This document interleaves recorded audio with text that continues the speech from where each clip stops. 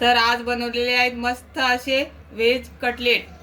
तर बघू शकता किती मस्त झालेले आहेत, मस्त ब्राऊन कलर मध्ये तळलेले आहेत। तर तुम्ही पण लहान मुलांसाठी असे बनवून देऊ शकता। तर चला बघू कशी आहे रेसिपी।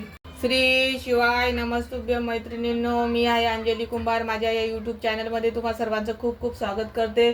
तर आज मी बनवणार आहे मस्त असे आलूचे व्हेज कटलेट। त्यासाठी साहित्य सांगते।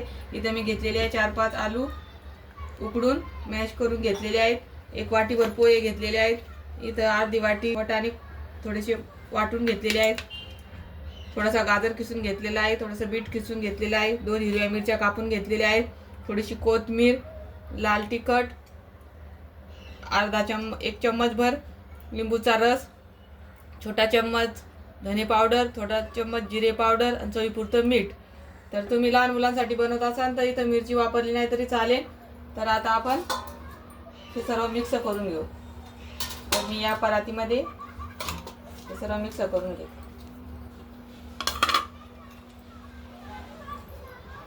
वाटाणे थोडेसे मी उकडून मिक्सरमधून बारीक करून घेतलेले।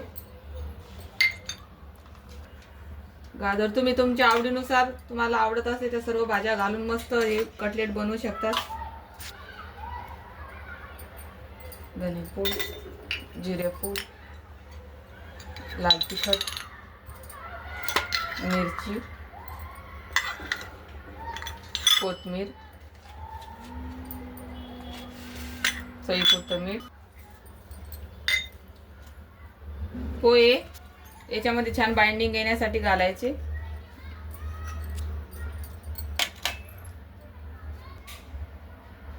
एक चम्मच भर लिंबूचा रस।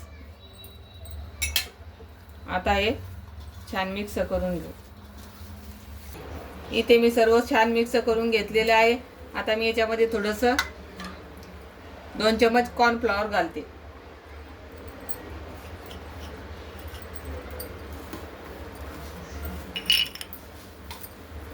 कॉर्न घातल्यानं पण बाइंडिंग येते पिठाला।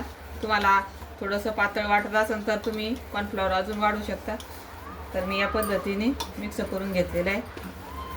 तर इथं आपलं कटलेटसाठी पीठ मळून तयार झालेलं आहे। इथे मी 2 चम्मच कॉर्नफ्लॉवर घेतलेला आहे, त्याच्यामध्ये चवीपुरतं मीठ घालायचं। तर इथं या पद्धतीने कॉर्नफ्लॉवरमध्ये पाणी टाकून या पद्धतीने करायचं पातळ।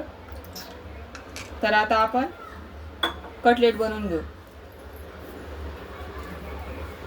तर मी एवढं घेतलेलं आहे मिश्रण। आता याला हातावर या पद्धतीने तुम्हाला आवडीन त्या पद्धतीने तुम्ही याचे आकार देऊ शकता। मी या पद्धतीने करते। आता याला छान शेवई आपली चिटकण्यासाठी मी काय करते, अगोदर याला असं मैद्याच्या पिठामध्ये घोळून घेते। हे मैदा घेतलेला आहे 2 चम्मच।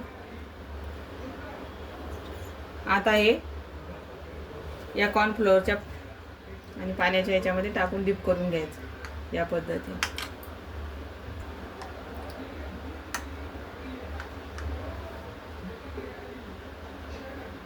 आता याला या शेवईमध्ये छान कोट करून घ्यायचं या पद्धतीने। तर या पद्धतीने आता मी सगळे कटलेट करून घेते।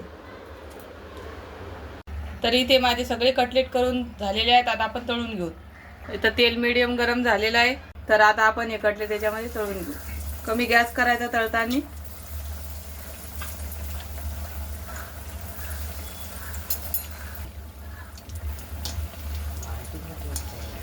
तर या पद्धतीने तळून घ्यायचे।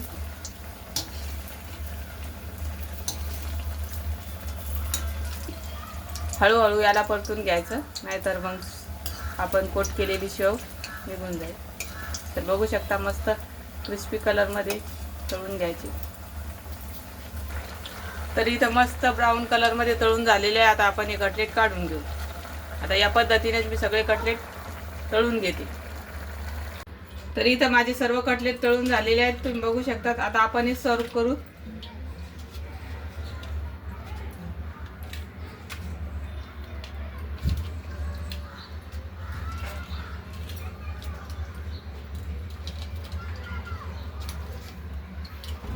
तर इथं मस्त तयार आहेत आपले व्हेज कटलेट।